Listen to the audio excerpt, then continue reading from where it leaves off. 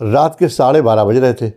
बहू और बेटे के कमरे से धीमे धीमे आवाज़ आ रही थी और ये आवाज़ सुन के माँ की नींद उड़ गई। बेटा अपनी वाइफ से कह रहा था कि सुनो, मुंबई में मुझे जॉब मिल गई है और एक छोटा सा कमरा लिया है, तो 3 लोग की उसमें व्यवस्था हो नहीं पाएगी। ऐसा करते हैं कि माँ को वृद्धाश्रम छोड़ आते हैं और हम और तुम चलते हैं वहाँ पर।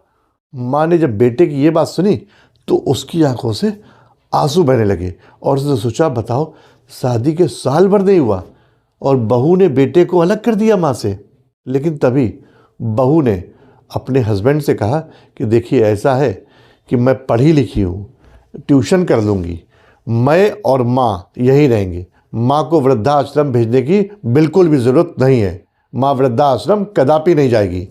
आप जाइए मुंबई में, अपना नौकरी करिए और जब आपका मामला सेटल हो जाए तो थोड़ा सा बड़ा घर ले लीजिएगा और उसके बाद हम लोग भी वहाँ पर आ जाएंगे।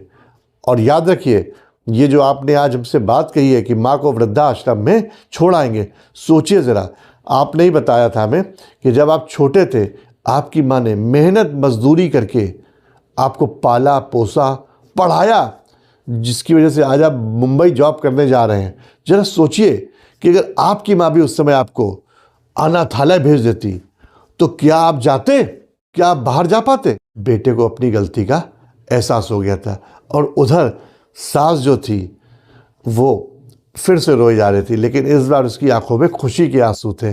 वो सोच रही थी, भगवान ने मुझे बहू के रूप में बेटी दे दी है। माँ उस पेड़ की तरह है जो फल और छाया दोनों देते हैं। बिल्कुल सच है कि अगर सास बहू का रिश्ता प्रेम और सम्मान से भरा हो तो पूरे परिवार को जोड़ने वाली सबसे मजबूत डोर बन जाता है।